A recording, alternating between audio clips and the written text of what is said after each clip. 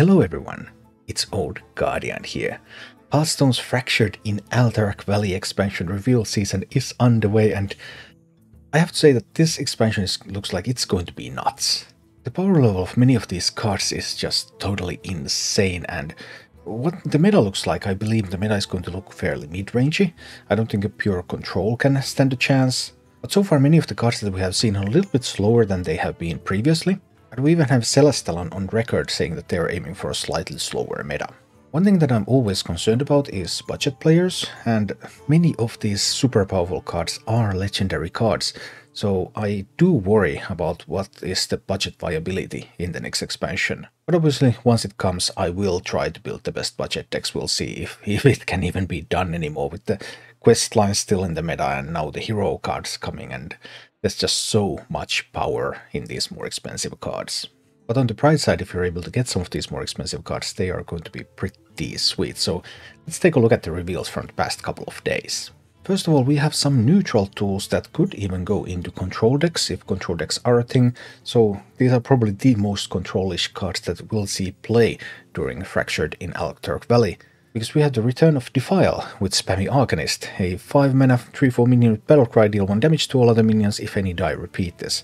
So the effect is the exact same as the Warlock spell Defile, which of course was a meta-defining card, a very, very powerful card. The thing is though, you often use Defile with some spell damage and you can't do that with the Battlecry effect, so this is weaker than Defile, but still intriguing. And then Lockhollar, the Ice Lord. Neutral legendary 10-mana 8/8 Rush Wind Fury Elemental, costs 5 less if you have 15 health or less. So if you're playing a more control-oriented deck, you're taking some damage early on, then you want to fight back on the board, you don't have to fight back with a taunt, you can fight back with a Rush Wind Fury so you can clear 2 minions from your opponent. But let's say you're playing something like a Control Warrior, where your health goes down and then you're going to make up for that with armor. Your health is going to stay at 15 or below, so Lockhollar then always will be a 5-mana 8/8. I quite like this card. But the true power players will not be those control cards, they will be cards like this. Sidon the Scarlet, the new Paladin legendary, 3-mana 2/2 with Rush. Whenever this gains attack or health, double it, wherever this card is. So, hand buff Paladin says hi. So you're going to play Alliance Bannerman, it's going to buff stuff in your hand, you're going to play other things that buff stuff in your hand, you play some things maybe that's buff stuff in your deck, you cast any buff spells on this, Librams on this, Blessing of Authority on this, and Padao, that's just going to be so big. Has Rush, costs 3 mana, what is there not to like? We're also getting some big Demon Hunter support with Carry a Fell Soul, 6-mana 6/6 Battlecry, transform into a 6/6 copy of a demon in your deck, and the Warden of Chains, 4-mana 2/6 Taunt. Battlecry, if you're holding a demon that costs 5 or more, gain +1/+2. The Warden is a rare card, so I do wonder if there's some kind of way to build like a budget big Demon Hunter. I would be very interested in exploring that further. But typically trying to build something that slow on a budget has been impossible. But never say never. But I mean, these legendary cards, they just keep delivering. Warlock legendary card, Tamsin's Phylactery. A 4-mana spell, discover a friendly death rattle minion that died this game. Give your minions its death rattle. Such a shame there's no Lepanome in Standard right now. I mean, this is a 2 Warlock card, isn't it?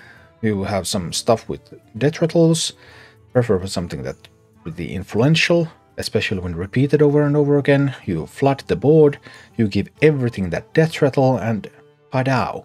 Maybe there's a way to use this with some bigger death rattle minions and then some of those spells that summon a bunch of stuff on the board, so that then you can just instantly summon a bunch of like small imps and then give them the Phylactery. But somehow mainly I still see this as a Zoo Warlock card. And that also makes me a little bit sad, because I would like to see Zoo Warlock being that cheap archetype that anyone can build. And if you want to build Zoo Warlock, the Death Rattle Zoo Warlock with Phylactery, well, that's obviously a legendary card, but at this point, I'm also welcome to any kind of comeback of Zoo Warlock. We also received 2 new hero cards yesterday, so Dreadlich Tamsin. 6 mana, so gain 5 armor, deal 3 damage to all minions, shuffle 3 rifts into your deck and draw 3 cards.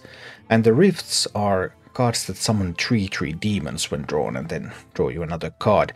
And Dreadlich Tamsin also changes your hero power, Warlock hero power, it's still 2 mana, it still draws a card, but before it draws a card, it shuffles a rift into your deck, and it doesn't damage you either. While those rifts would go pretty nicely into some kind of Zoo archetype, the Battlecry dealing 3 damage to all minions really doesn't fit Zoo, so this is clearly something a little slower.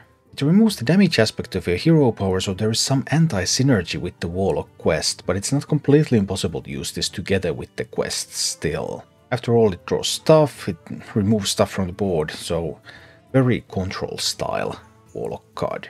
And overall, these hero cards look really, really powerful, and this isn't even the most powerful one, the next one is. This hero card is the nuts. Shadowcrafter Scabbs. 7 mana, gain 5 armor, Battlecry, return all minions to their owner's hands. So the return of Vanish into standard. Summon 2 4/2 shadows with stealth, and the hero power it gives you? 0 mana, the next card you play this turn costs 2 less.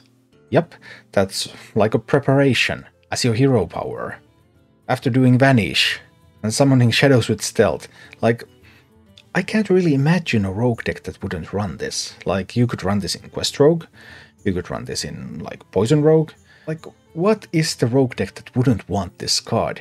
An insane tempo swing, gaining some armor, gaining really powerful new hero power.